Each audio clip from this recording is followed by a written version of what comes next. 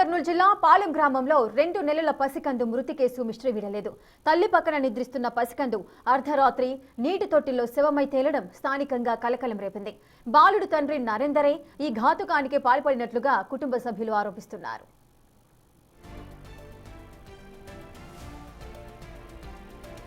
పాలెం గ్రామానికి చెందిన నీలమ్మకు పానగల్ మండలం ఖానాపూర్కు చెందిన నరేందర్తో 10 ఏళ్ల క్రితం వివాహమైంది.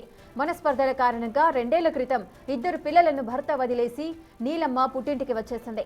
వీరి వల్ల మధ్య సఖ్యత ఏర్పడటంతో 3 నెలల క్రితం బాబు జన్మించాడు.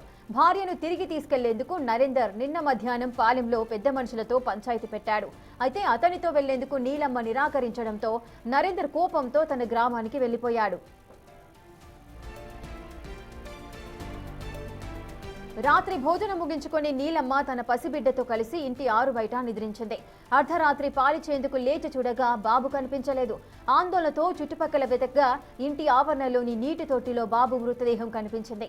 కుటుంబ కలహాలే ఈ చిన్నారి మృతికి కారణమా లేక మరేదైనా కుట్ర ఉందా అన్న కోణంలో పోలీసులు కేసు నమోదు చేసి దర్యాప్తు చేస్తున్నారు. వస్తుంటే పోతుంటే తాగుతున్నాడు, వస్తుంటే పోతుంటే తాగుతూనే ఉన్నాడు. ఇంకా వాంతి ఓలే వాని తోలుకోలే. నిన్న సాయంత్రం 8 గంటలకంటే 5:30కు అట్లా వచ్చాడు. 5:30కు అట్లా వచ్చి వాళ్ళ అమ్మ, వాళ్ళ నాయన, వాళ్ళ కూతురు, నరేందర్ గారి కూతురు, వాళ్ళ అమ్మ, వాళ్ళ నాయన వచ్చి ఆడ నల్లగుంత కాడ కూర్చుండ్రు. 12-1 మధ్యలో లేచి పిల్లాడు లేడామని మా బుజ్జి వచ్చి చెప్పింది. అయినా పిల్లాడు లేడంటే అదంతా దేవులాడితే ఏం కనిపించలేదు. మా పిల్లలు పోయి అవతల కూర్చుండ్రు. అవతల ఉన్నాడు పిల్లాడు.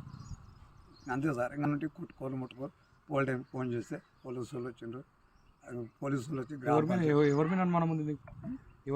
నా అనుమానం మొత్తం మా అల్లుని వినే సార్ నరేందర్ పక్క రాత్రి వచ్చిపోయిందా? నాది అయితే కనిపించలేదు సార్.